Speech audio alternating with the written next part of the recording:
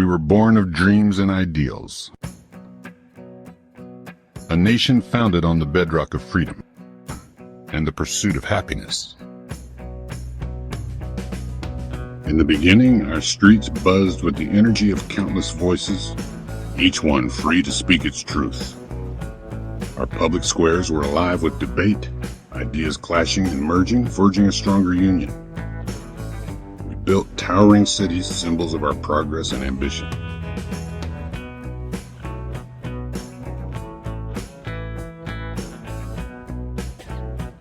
Our culture flourished, art and music and literature flowing from the wellspring of free expression.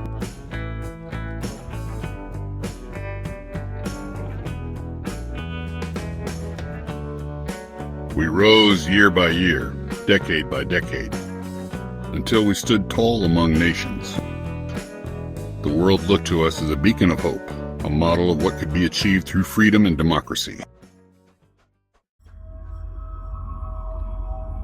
But with greatness came temptation, and slowly, almost imperceptibly, greed began to seep into our foundations.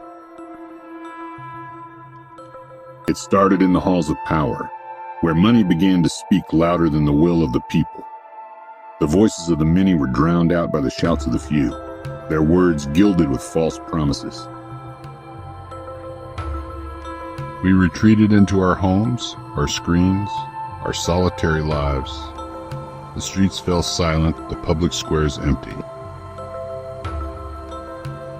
We stopped talking to our neighbors, stopped engaging in civic life. We believed what we were told, forgetting the power of our own voices. Our once vibrant democracy withered, replaced by a system that no longer represented us.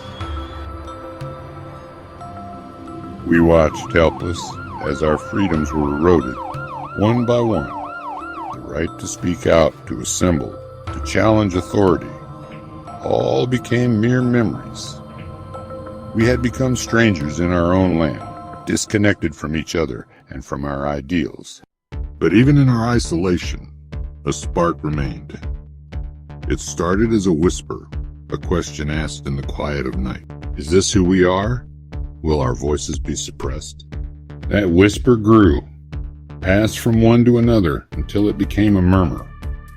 We began to look up from our screens, to see the world around us with new eyes. We saw the decay of our institutions, the corruption of our values. We saw how far we had strayed from the path of our founders. And in that moment of clarity, something awakened within us. The murmur became a roar, a collective cry for change.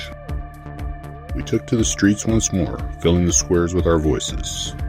We talked to our neighbors, rebuilt our communities. United once more, we reclaimed our voice, our power. We demanded leaders who would serve the people, not the powerful. We chose a leader not from the towers of power, but from the streets once abandoned. Someone who understood our struggles, who shared our dreams. Today, we stand at the dawn of a new era, ready to write the next chapter of our story. The road ahead is long, and there will be challenges.